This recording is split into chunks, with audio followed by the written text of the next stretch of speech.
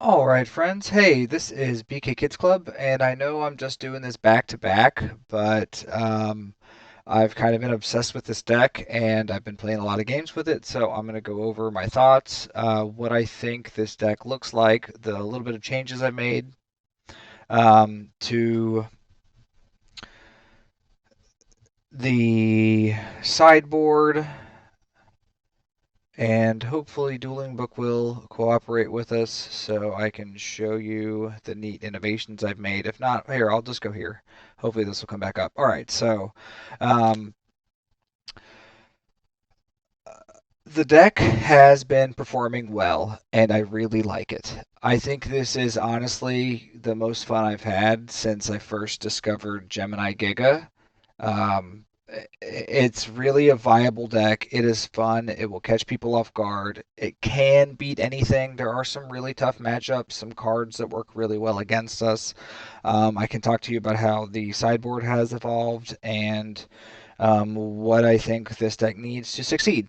So, all right. The big changes are in the sideboard. We have three new cards: Possess Dark Soul, Prohibition, Zing Zenhu.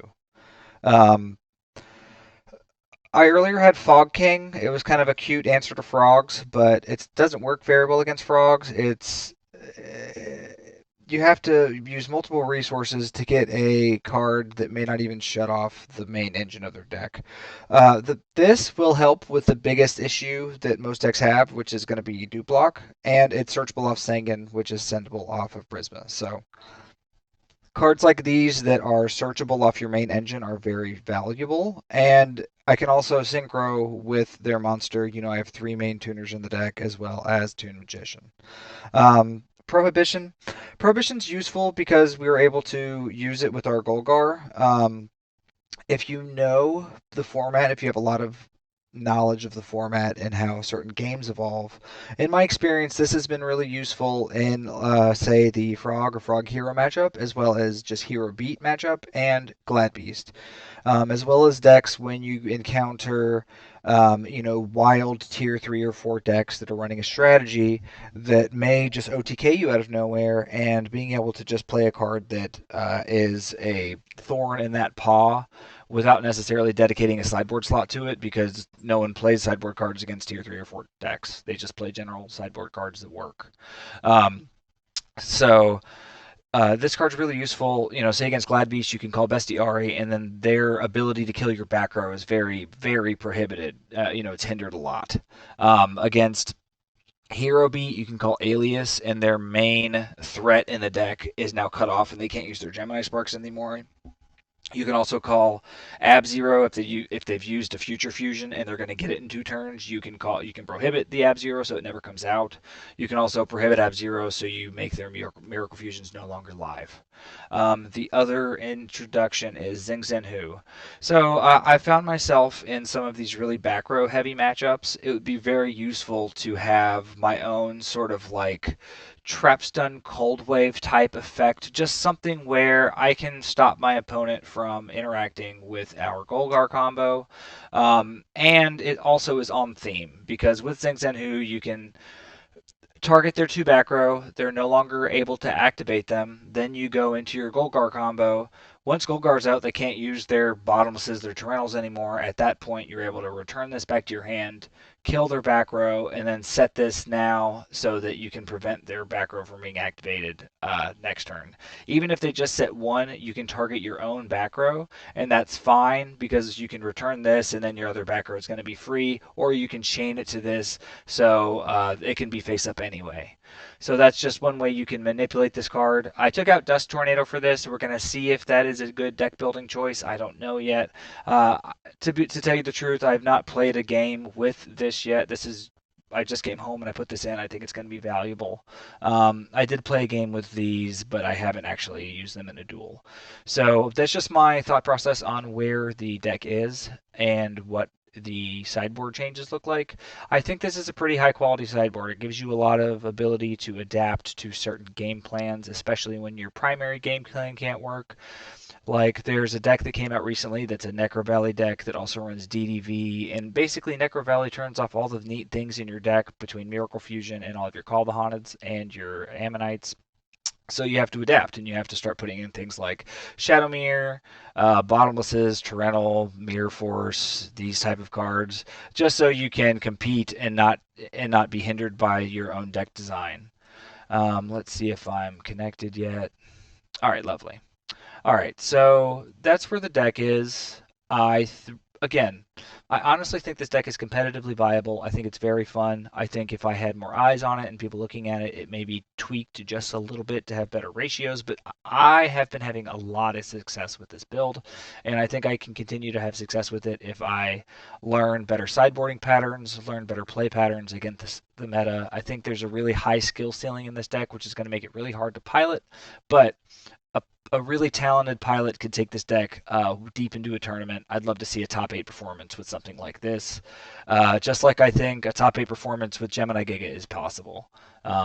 There's just not as many people playing the decks. So when there's only one person trying to climb a mountain, it's a lot harder than if you have a whole team of people that are dedicated to putting forward tournament runs and are skilled pilots of the deck that can actually demonstrate how well it can perform, because the difference between a skilled and a non-skilled player and a deck with a really high skill ceiling is very apparent. So people can pick up this deck, think it's trash because they don't know how to play it, and then get rid of it and just write it off as no, sorry, I bricked all the time. But they didn't know the very intricate, deep rules and play patterns that are necessary to make this deck really neat. So I'm going to go over. I have like 8 wins that I've gotten in ranked. I've been playing a lot in the last day. So let's just go over them, and I'll also talk about sideboard patterns for what to side out. So I usually leave in the whole Gemini package. If you're ever going to side out a Gemini, it's usually Blazewing Butterfly because all it does is get you back your stuff. But Blazewing is very useful because it's able to be used with 3 of your Call of the Haunteds to leave them hanging on the field to get back any of your Gemini monsters. So having 6 in the deck is very good for having enough Gemini Sparks targets. If you have to side one out, the target is Butterfly. The first cards I like to side out are Exiled Force, Rota, Magic Planner, and then if the deck has either Gravity Bind or Swords not good against that particular deck, like against Frogs, Gravity Bind isn't good because they can still Unifrog through it, but Swords is good. So, we keep this, take this out. Soul Resurrection is the worst of all the Call the Haunted, so you can take out 1 or 2 of these. 1 usually is what I do. There are some decks where Fiendish Chain is not very good against them, so you can look at cutting any number of these, but I usually leave in the engine cards like all 3 Reinforced Truth, all 3 of these. You can look to cut a Starlight Road if the matchup doesn't have many cards that are trying to nuke your field, or you're playing a big back row fight deck and they're not likely to play Heavy Storm. This is mostly to protect you from Heavy Storm and Black Roses. So if you're not thinking that's part of the matchup, you're just playing against Hero Beat and it's a slog, you can side out one of these. So that's some of the ways to side out. I never side out any amount of Gem Sparks. I do side out Miracle Fusion if I side out Imperial Iron Wall or side in Imperial Iron Wall. So, all right, let's just get through it to it. So I'll go over my thought process of these replays and how well I did. So, oh no, they are all going, whatever. We'll just go back.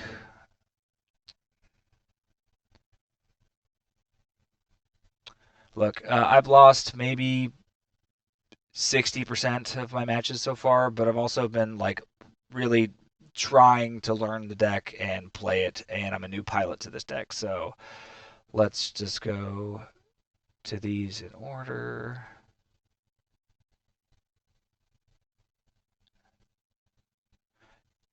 Also losing a lot of die rolls, that type of thing can. Um,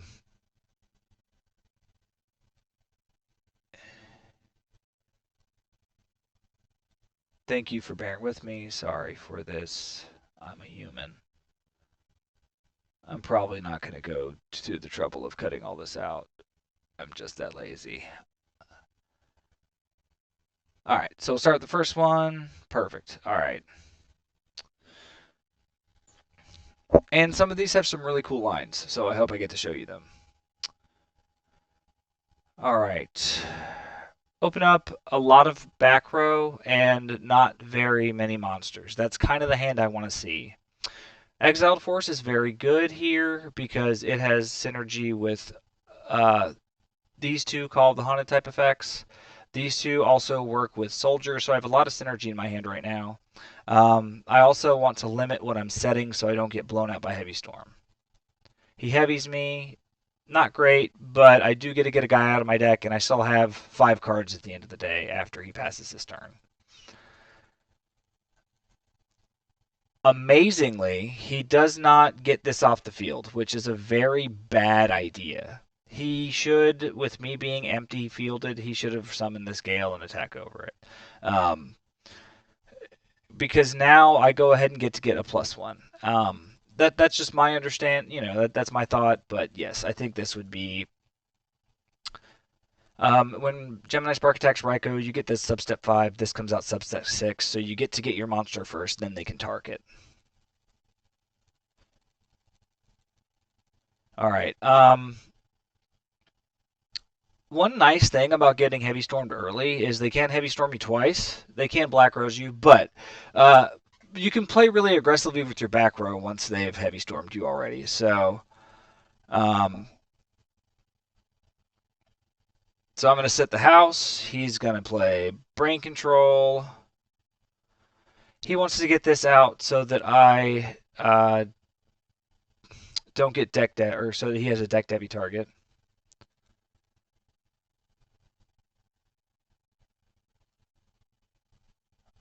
All right, so here my thought is I'm going to kill this thing during the end phase or on my turn, and I'm going to do that with this Call the Haunted and this Valk.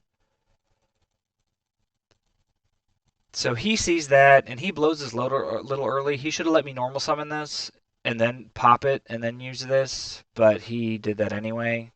He gets to see my hand, which is okay. I mean, I'm losing 2 cards, but he also lost 2 cards. At this point, I'm heavily incentivized not to play this Magic Planner because he has deck debbing me for 3 turns. So if I can, I'll hold out for 3 full turns of not using this, but we'll see how the game plays out. I may have to play it so I don't lose. Show him that. One bummer is that had I not done this on his end phase, I could have called the Haunted this Butterfly, then butterflied the soldier and then left us hanging on the field. And leaving it hanging it's basically a free pot of greed at that point. But I'm still doing okay here, and I'll get an opportunity to use this later in the game. Um, so we go ahead and get our soldier back. We normal summon it, and we want to get our alien engine online. So let's go ahead and get that out of the deck.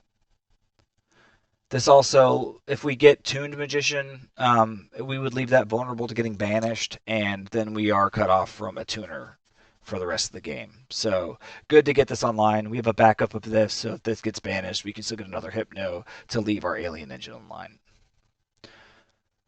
And just like that, he is going to banish our alien engine, and that's why it's really nice to have too. For Shoresies, he should have banished this because this leaves me with an out. But people are unfamiliar with Gemini, so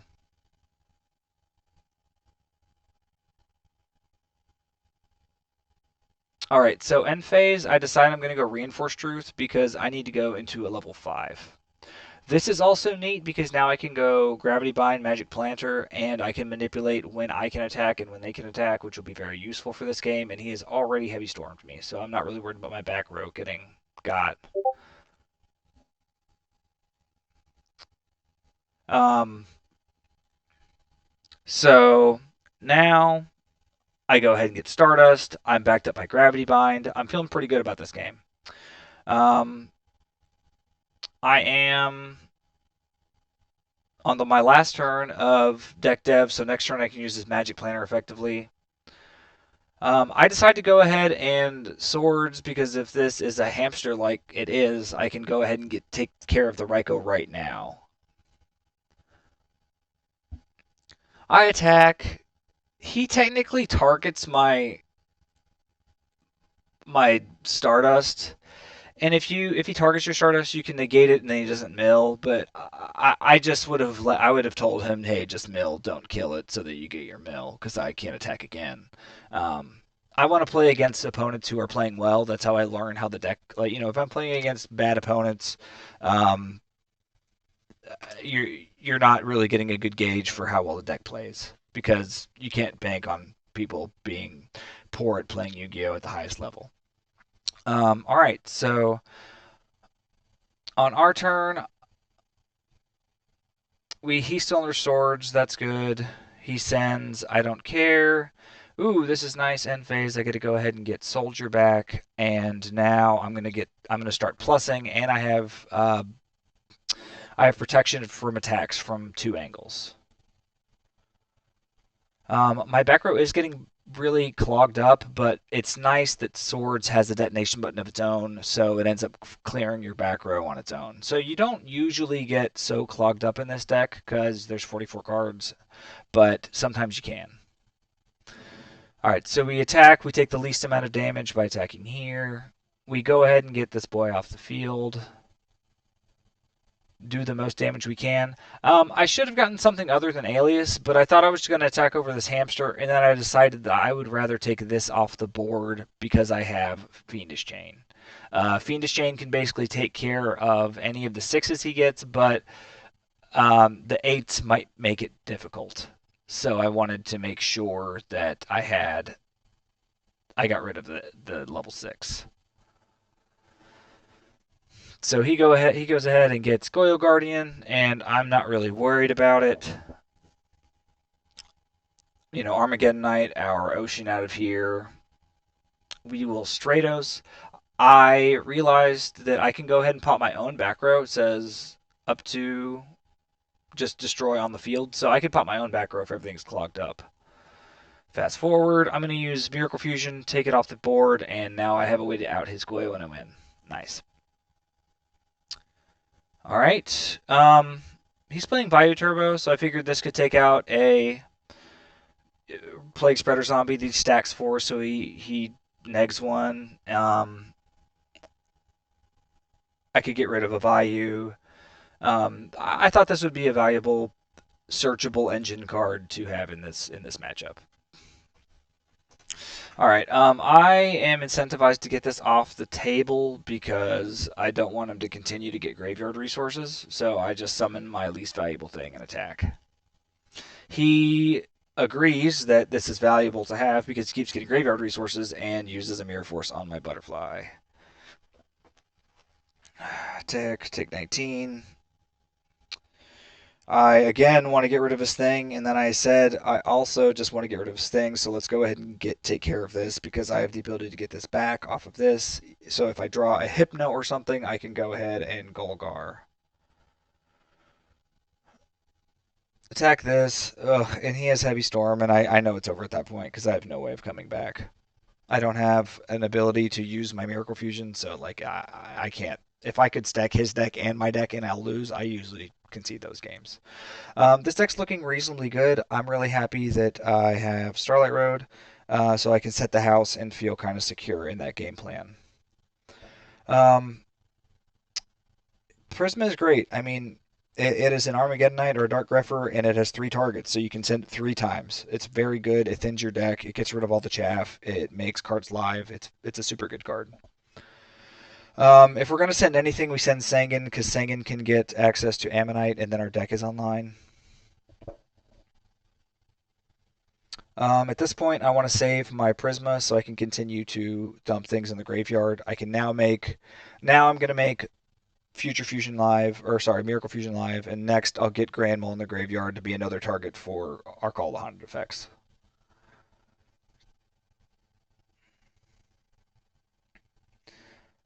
All right. Here I'm incentivized to attack this if it's like a Ryko. I want to get it off the board now. I want to know that information so he can't pop something important, and then I can start doing things. All right, so I go ahead and I've gotten the value out of this Fiendish Chain. Now let's go ahead and Magic Planner it. Um, okay, I decide to take care of this so he doesn't even get to pop anything with Raikou, and even simpler game state, and I get a draw card. Because I leave this guy hanging on the field because he can attack now, I go ahead and Miracle Fuse so I don't get the -1 on board.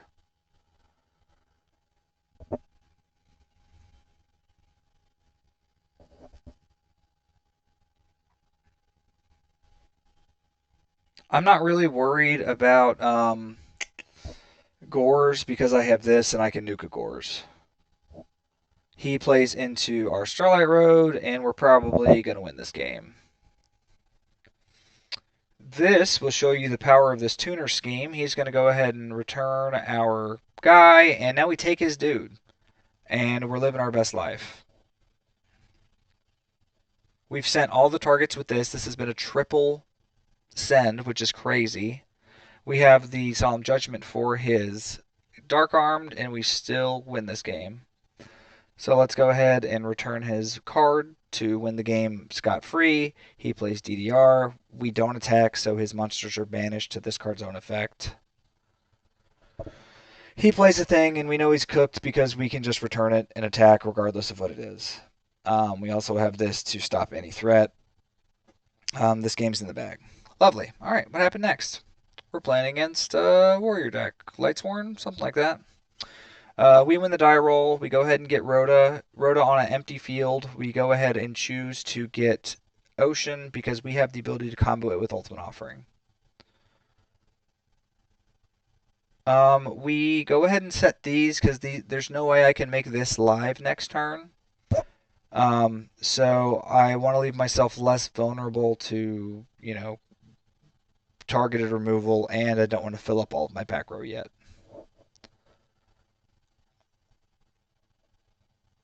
All right, so right now I am incentivized heavily to play aggressively, both because I have Charlotte Road and a way to back it up. So I want him to mirror force me. I want him to Tyranno me for sure.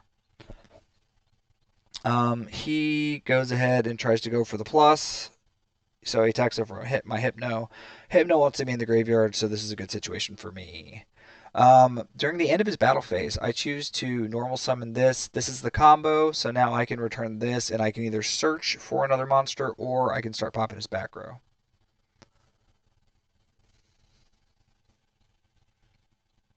Alright, I summon. I decide to pop back row. I get rid of that. I decide that this is more important than this, so I just want to get my plus or my draw two. Because this has the ability, if this wasn't banished, this would be better play, but I want to simplify the game state and I don't want to get attacked right now, so this is fine. Um, I go ahead and get Soldier during the end phase, which is a really big power play. I mean, I get to start getting pluses if he doesn't have an answer to it. Alright, because I have all this, I can just go ahead and pop his face down. Don't have to worry about Raikou or any way to get this off the board. Now I get to go Soldier, get a boy. Um, if he wants to waste this Honest on this stupid thing, I'm totally okay with that. And I told him, like, it's crazy that you didn't use your Honest, because now I'm just going for lethal, and he's not going to be able to attack me, and I can kill his thing. I thought it was a poor play of him not to use Honest, but I probably would have won anyway. So, it is what it is. Kill this guy, attack for game, GG. Notably, had he done this when I normal summoned this, I would have just sparked his face down and it would have still been GG.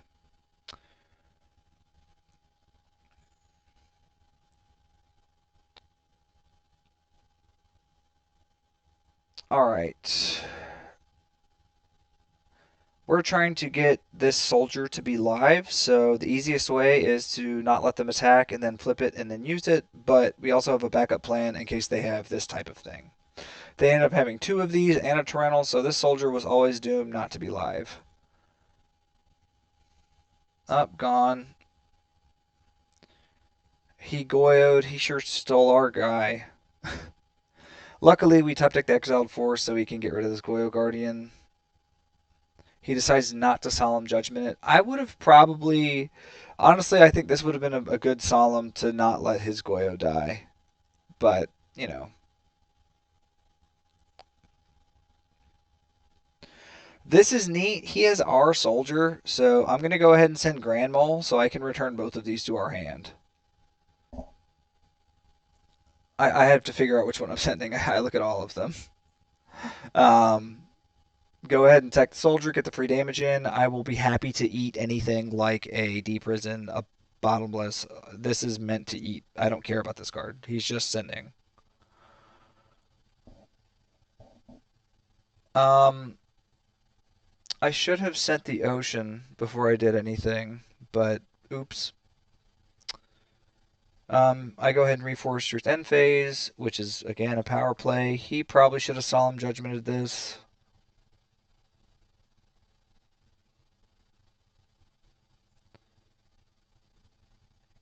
He kills our dude.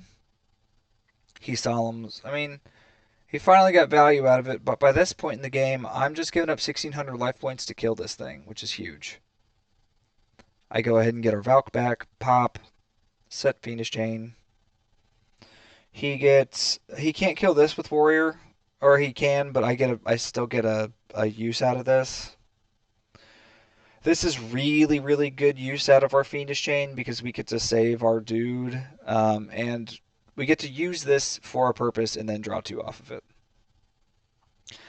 Um, this happens in substep 6, this happens in substep 5, or whatever. I get a dude regardless, and then he can vanish if he wants. He decides not to use the effect, which is wild to me. And then I just have lethal. Oh. I should have just attacked, and he let me. He realized he was dead. Thanks, guy. Thanks, guy. All right. Next game, playing against Hero Beat. We right now want to get value out of the cards in our hand and not risk our Golgar dying. So we're going to try to test the waters first with some Gemini Sparks and some Limb Reverses.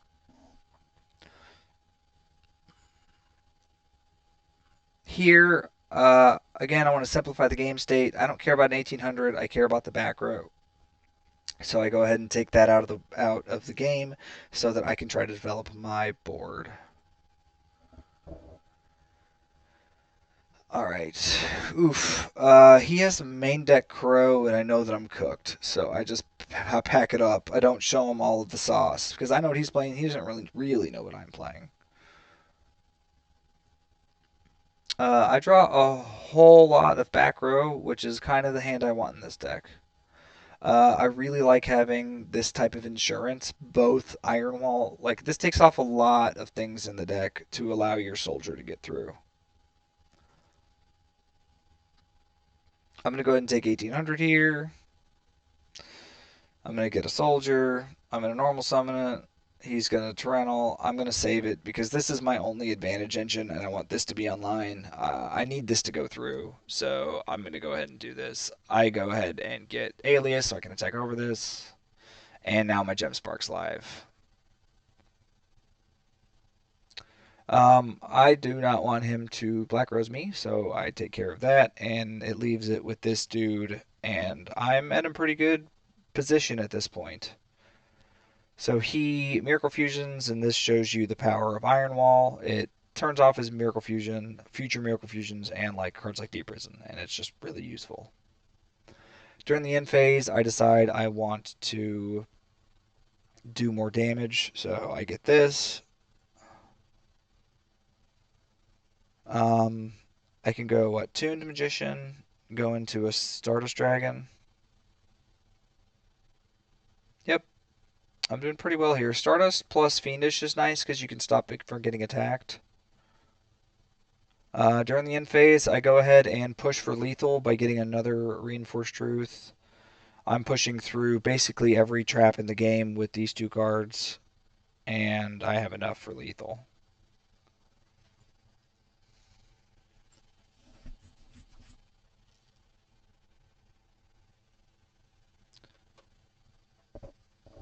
All right, game three. We're going second, so let's see how we get out of this one. These are very good cards against us. We have Ultimate Offering combo, so that's why we get the Ocean. Um, I think we want to figure out what we're dealing with, so we go ahead and Swords, simplify the game state for a little bit.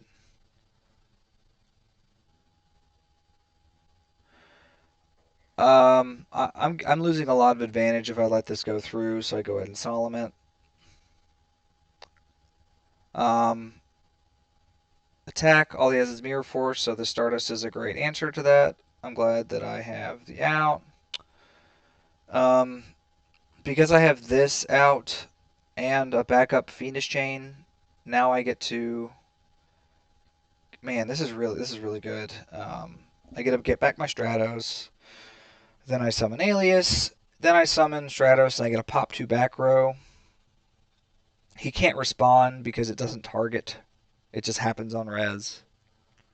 And I attack for a bunch of damage.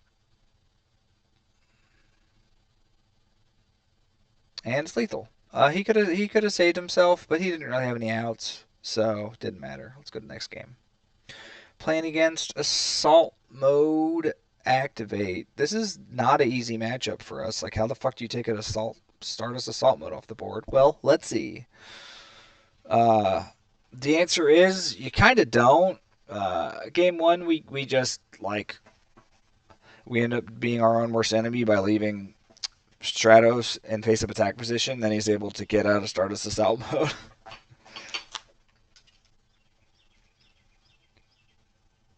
So we do our best. We start trying to get resources for these Miracle Fusions to be live. My thought is the only way we can win is if we like get out Ab Zero and it has 3,000 attack, and then we attack it and he can't respond to it, so this dies. But like it's asking so much to get there. So we just do our best. You know, you don't concede if you still have outs. But at this point, it's looking pretty bleak for your hero. I don't think it's possible for us to really win this game through this stupid Stardust Dragon Assault mode.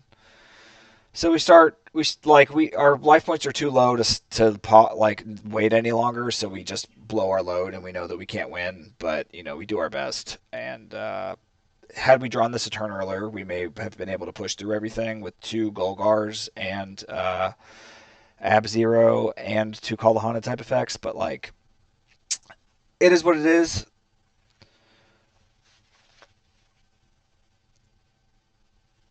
All right, so we cite in as many ways to prevent his assault mode activate from working in our sideboard as we can, like seven tools of the bandit and tuner scheme. I mean, just we're doing our best. Grand Mole's also kind of an MVP against synchro monsters. Um, this turn, I mean, Future Fusion's a great card. We try to play it early because if he has an MST type effect, we want to have him use that so that we know he doesn't have answers for our stuff. Because I would hate for him to Torrential or Mirror Force us. So now, if he has Assault Mode activate, we can just win because we have Grand Mole. Because we can attack, he decides to get his guy, he has to respond to this, and then we have 4,300 here, and he's only at 41. So we won this game by literally getting out as fast as we possibly could. Right. So we won this game because we went as fast as we possibly could. We need to get his life points down to 0 before he gets this guy out and is able to stabilize, because then this guy says no to all of your stuff, and it's very hard to attack over it. All right.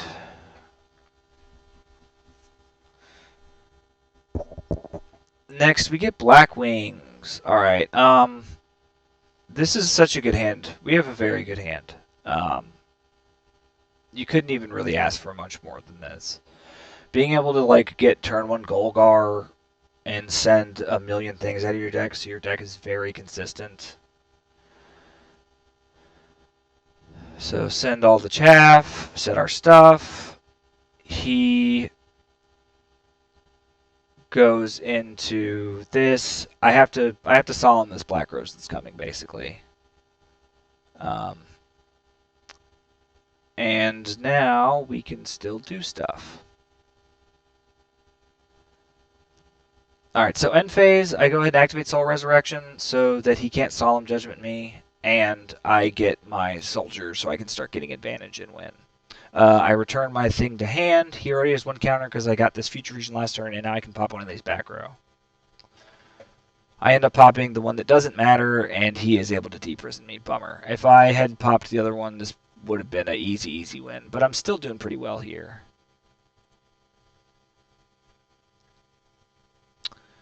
Alright, he gets my guy. He gets a thing.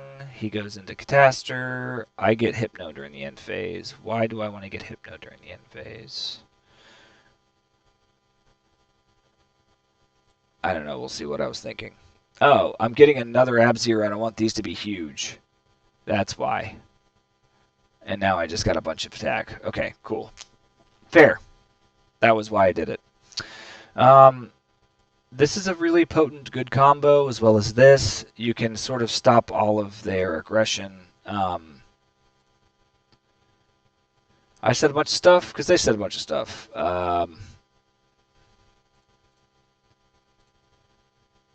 They go ahead and Black Rose. I don't have anything for that. I should have bottomless trap hold this, but you know, they 3 for 4'd us, which is whatever. No, they 4 for 4'd. They got rid of 4 of their cards for 4 of our cards. So we're still doing okay. This was probably poor play on my part. I should not have played into Gores. And now I'm going to get punished for it. But we can still win this game, so we'll see how we do that. If we do, we may lose this one. We're up 1-0. I put back the Gores. Oh, I do lose this game because I forgot that I put back his Gores. That was a stupid. It was a long day. I put a lot of Yu-Gi-Oh yesterday. He goes into an Armed Wing, and now we can just keep bouncing his guys, which is, I mean, this is a very good card.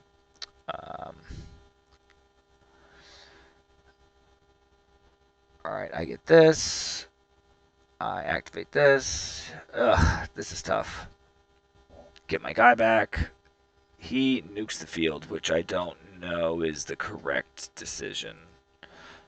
Because he could have waited for me to like normal some of the thing I got off of this, but he blew his load early, which gave me more information about how to play the game. And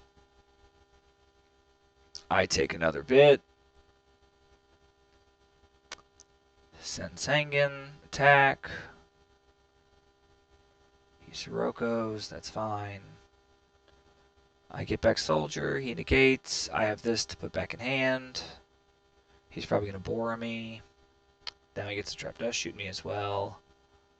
He gets rid of my target for this Gem Spark. I still have a Gem Spark target. I don't have to use this now, so I can wait for his battle phase. So I do.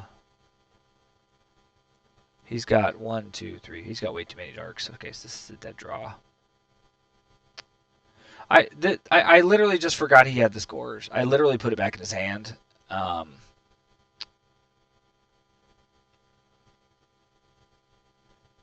Well, and now we're getting punished for it. Yeah, we could have probably won this game if we didn't play so poorly, but that's okay. We still win the match, so we'll see how we do. He has this. I have 7 tools, but I can't use my 7 tools because then he'll just kill me. Yeah, okay.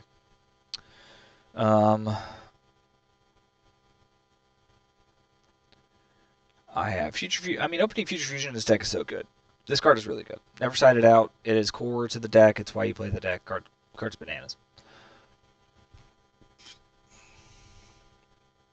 At this point, I don't want him to get a Stardust with this type of board, so I take the Gale off the board. I also don't give him Shadow Mirror Knowledge yet. I can save that for later. Um, I go ahead and get this Kalut out of hand. Sometimes you just gotta slog through the Honests and the Kaluts, so I do that. I'm gonna get a guy next turn. Um, and now I get to use my Starlight Road. So I'm really plus tier. I'm doing pretty well. I go ahead and get my Ab Zero, kill his dude. I set this. I have Fiendish Chain to protect this, and now I can start getting pluses off of it.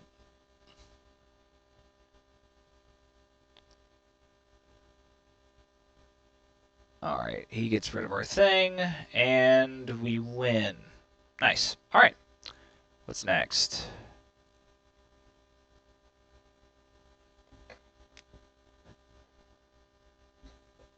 Alright, I mean, opening Future Fusion is very good. We're playing against the Size Norlaris list, Bubble Norlaris, which is, I mean, a terrifying deck because Norlaris can always just ruin you. This deck wants to have a lot of cards, and Norlaris gets rid of a lot of cards. So, uh, not good, but we have a lot of main deck answers to this, and we have a good sideboard option for it. So let's see how we do. He's going to brain con our guy. Yeah, we're trying to get him. We summoned it. We have Ultimate Offering, and we have Solemn Judgment, so he can never stop us from keeping our soldier summon. It costs us a lot of life points, but we always get a +1 off of it, and a +2 really, because we get to use it again next turn. So um, he gets over that with his brain control. Okay, we can still win this game. We're doing fine. Now we have Ammonite, and we're living our best life. We're going to go ahead and summon our guys. Send Sandwich, or send Sangan. Pop his. Okay, this was good sequencing on my part. So I return these to hand. I put counters on it. I attack. I leave this on the field, and it notably leaves his Gores not live in hand. So if I had popped this first, this would have been a live Gores, and I would have been ruining my field advantage. I also I paid enough to normal summon this so that I could synchro into Stardust during the end phase, and he was kind enough to let me do that because I just forgot to. I was playing this at like 3 a.m. all the way to 5 a.m. I really like this deck. I'm having fun with it. He goes ahead and Trunades me, which is tough, and goes into Goyo, takes our Stardust. We can get over our own Stardust. That's fine. This is, man, having Gaia in the extra deck is really useful because we still have enough things to send so that this is live so that we could get a Gaia in 2 turns.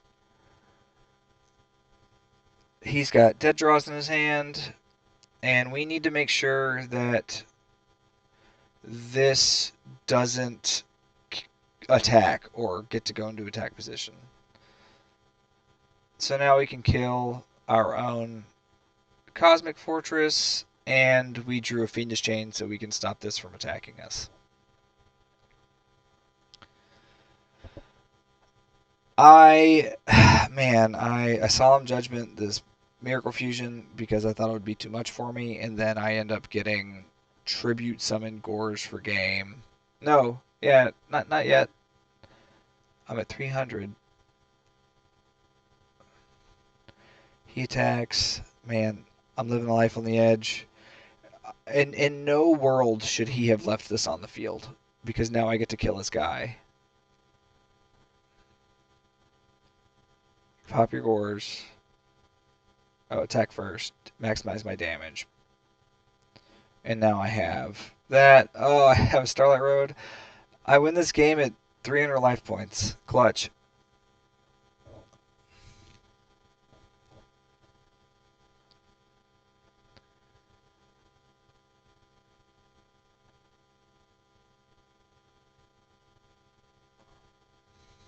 Alright, he's got a pretty explosive hand. I mean, starting off with the Stardust is going to be difficult for us to deal with. Fiendish Chain does not play well in the Stardust.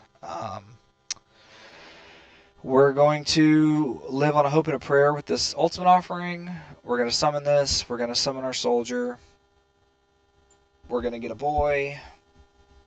Take 2,000. And we're going to take another 2000 and get another boy. We can get so now we have an ability to go into 8 synchro. Here we want to play this so that um,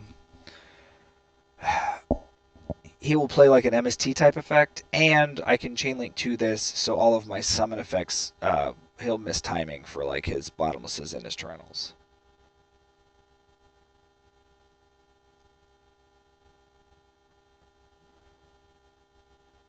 Alright, so now I go ahead and go Blackbird Drago, attack over his guy, and I want to get value out of this so I can start popping his back row.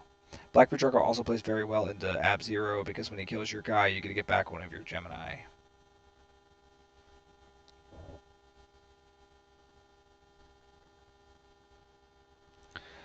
Um, at this point, he's going to pop a random back row, so I go ahead and Phoenix Chain this Stratos.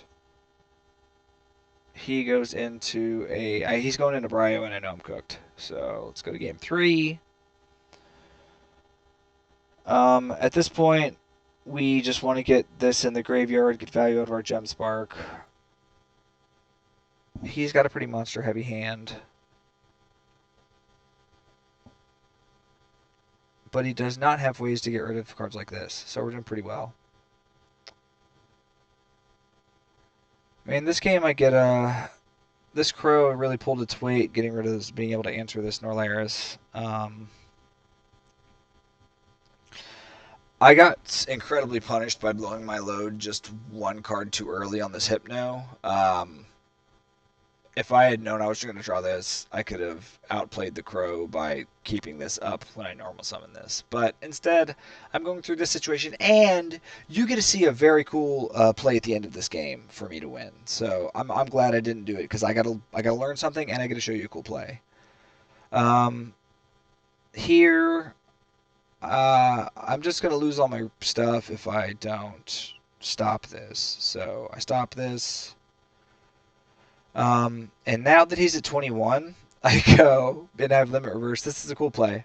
I go sink into 5, and then I go get back my guy, sink into 6, bounce my own gravity bind, so now I can attack, and now I can bounce his guy so that I can attack directly for 23 and play through Gores. Very cool end to this game. I was really happy with my play there. All right, let's go to our penultimate match.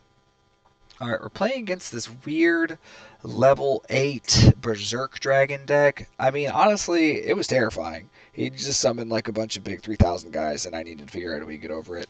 At the end, we also get into an interesting ruling dilemma, and I'll explain that and why I'm right. And just this is a cool match. Let's see. You've never seen a match like this. He summons a boy. I am planning on saving my boys with Gravity Bind so that I can get this active. It's really nice to just be able to get a free soldier without having to supervise it or ultimate offering. It just was able to be live. Sort of my thought process behind Scrap Iron Scarecrow and my Gemini Giga deck. But here I can reuse this with Golgar, so it's too good. Here I get my engine online. I have a live Gemini Spark. This is very, very good. This Heavy Storm is terrifying. He summons Cyber Valley. I don't want to get the draw, so I go ahead and pop.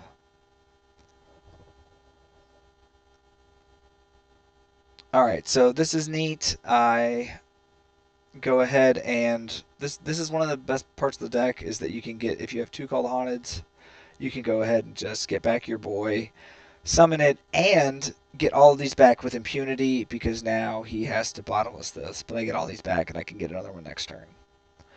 I set the house, and he has a Heavy Storm, which is really rough. I play into Gores, which I probably shouldn't have. This game it's looking a lot harder than it did a couple of minutes ago.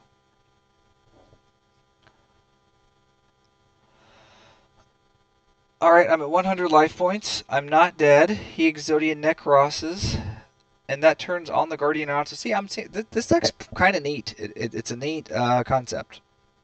I now want to nuke the board. And I normal summon this Grand Mole so that I get rid of the monsters. He puts his monsters back. I attack with Grand Mole. He expects me to bounce, but I just say no effect and I kill it. Um, Now, what am I doing?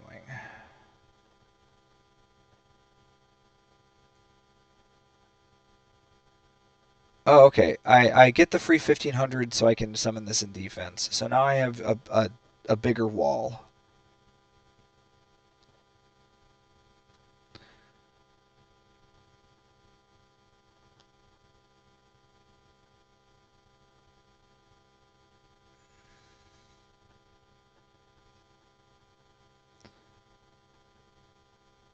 And now I have lethal. So,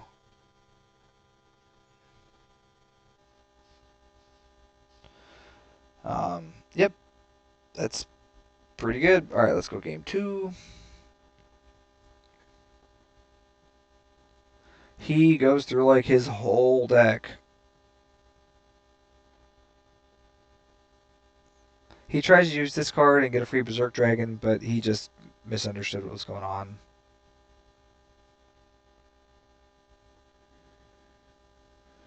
Um,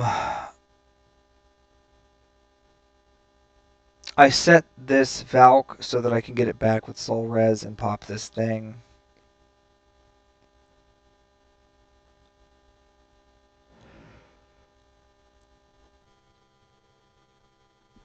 This skill drain hurts.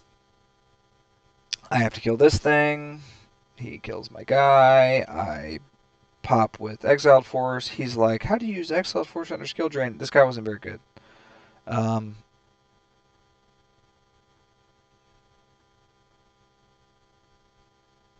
get back my Exiled Force. I do this in his end phase, so I play around Solemn. He gets another Berserk Dragon. Gets my guy. And I'm dead. Okay, game three.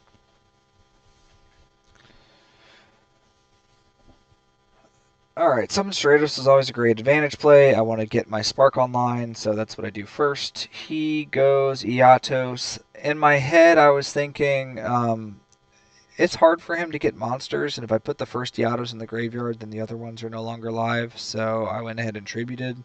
Maybe I should have waited, because now he gets to go Berserk Dragon. Ouch. Uh,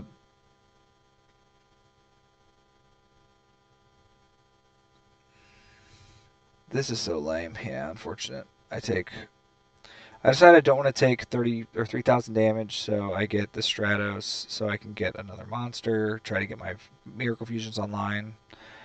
Ouch. Iatos.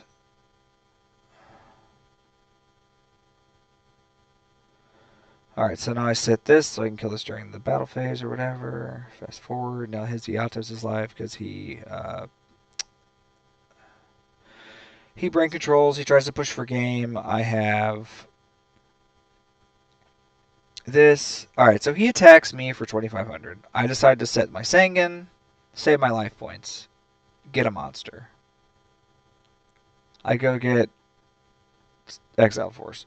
Quality card.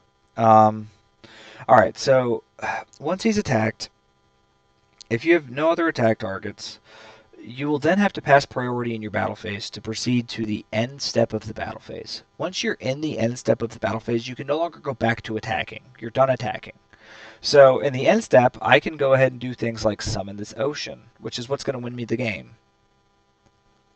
So I summon Ocean. He thinks he can attack again, and then we have this long argument about it.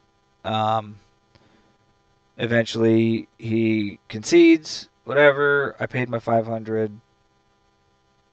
Um, I'm going to go ahead and return my Stratos to my hand. And this was clutch because I win because of this reinforcement of the army. So I pop his back row, pop his monster, Go get a Gemini soldier, attack over his guy, and attack for lethal. Huge push for game. Ultimate Offering is a messed up card. This was a very cool game. I'm happy I got to play it. This guy was. I was cranky. It was like 5 a.m. I went to bed after this. Um,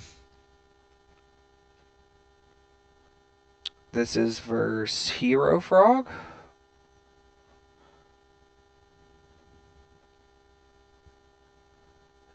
He'll go Stratos. I'm hoping to draw some gas. I activate this in the end phase. A, because once it's face up, I can activate it multiple times in the same chain, and um, it plays around Solemn Judgment. I don't know what he's playing at this point. I don't know he's playing Hero Frog, so it could be Solemn. I want this up. Notably, had I not put it up, I would have played better into drawing this Reinforced Truth. But, that was my thought process behind flipping this up immediately.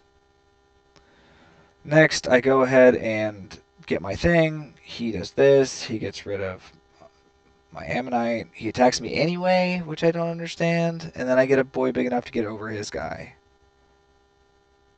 Attack. Attack. Go get Valk, probably. Attack. And I have a bunch of stuff. I make this big. He gets a guy. I get a guy. Man, this is rough. Because he tributes this for Ryza, this goes Chain Link 1, Chain Link 2, and I can't Starlight Road. I should have solemned this, but I didn't. And, I learned a thing today, so, kill his guy. I still have all my back row, and I have stuff to do, so I'm alright. We get out our Future Fusion. We go ahead and attack. We get a boy. Attack.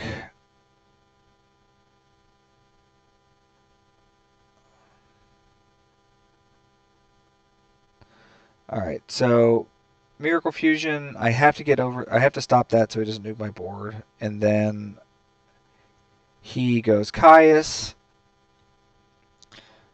I will lose here if he attacks, so he can just hit this over for 1900. And he doesn't do that. So I'm very fortunate for him not to just kill me. He's also left himself able to use this Caius to get my last 1,000, but I was fortunate enough to draw this Phoenix Chain. And save it for the peak moment of this. Got him. Attack. Oh, this should have died.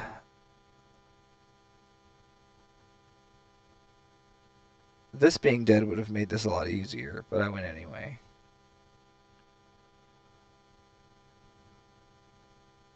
Oh, I did get rid of it. Okay, nice. Whew, that was a very close game. I do get my Possessed Dark Soul, but then this guy doesn't draw any of his frog side of the deck, so I don't really get to use this game.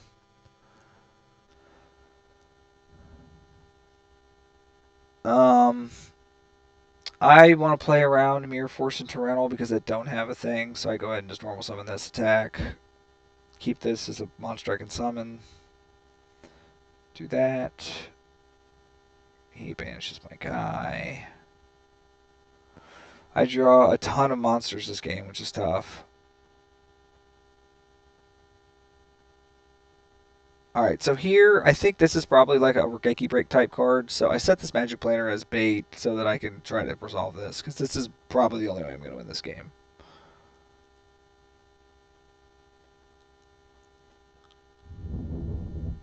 He gets Stratos to get over my stuff.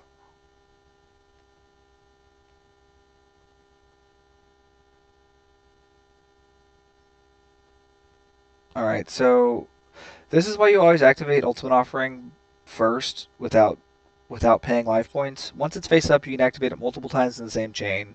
So now that I've activated this and he's Regeki Braked it, I'm going to go ahead and get my use out of it anyway. Summon my guys. Because these were summoned chain link 3, 4, 5, all of his things miss timing. And he leaves. And Yeah, that's he shouldn't have. I hadn't won yet, but I should have done the calculations and also summoned this because then I would have had lethal. So I would have won anyway if I had played optimally. But just a really cool example of how you can pilot the deck in a little bit, unique and intricate way and win with cool lines. So I hope you guys enjoyed my creation. I'm going to put this up as soon as possible. And if you guys pick up the deck and play it, ask me questions in the Discord. I'm happy to answer them. You guys have a fantastic evening. Take care.